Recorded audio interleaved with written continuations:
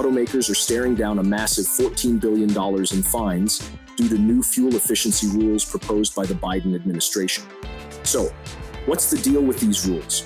And why does the industry consider them unfeasible? Let's break it down and explore what this means for the future of cars. The Biden administration has introduced some of the most stringent fuel efficiency standards we've ever seen. These new rules are all about reducing greenhouse gas emissions and combating climate change, and they're part of a larger push to get more electric vehicles on the road. Under these new rules, automakers need to achieve a 40% reduction in greenhouse gases by 2026 and hit an average fuel economy of 52 miles per gallon. But here's the kicker. Automakers are pushing back, saying these targets are not just tough, but downright unrealistic. So why are automakers up in arms about these new standards?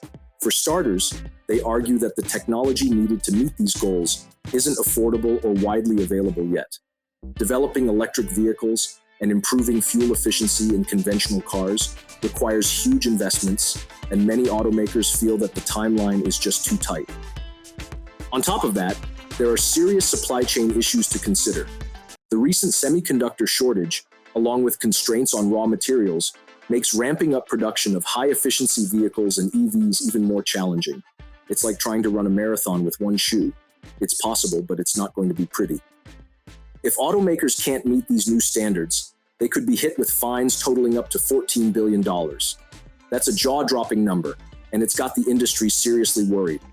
Let's talk about what these fines could mean economically. These penalties won't just affect the automakers. They could trickle down to consumers in the form of higher vehicle prices. And it doesn't stop there.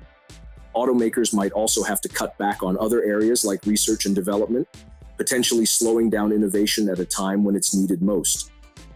On the flip side, environmental groups argue that these tough standards are absolutely necessary.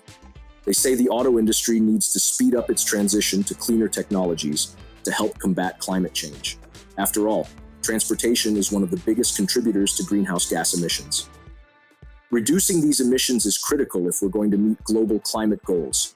Stricter fuel standards are seen as a key step towards a more sustainable future, even if they come with some growing pains for the industry. So, is there a compromise to be found? Some experts suggest that a phased approach could be more practical, giving automakers more time to adapt while still moving towards those important emission reduction goals. Infrastructure investments, like expanding the EV charging network and supporting new technologies, could also help make these ambitious targets more achievable. After all, it's not just about setting high standards, it's about creating the conditions that make those standards possible. And let's address some of the rumors circulating out there. Some folks believe that the fines collected from automakers are being funneled directly to EV manufacturers. So, where does that money really go?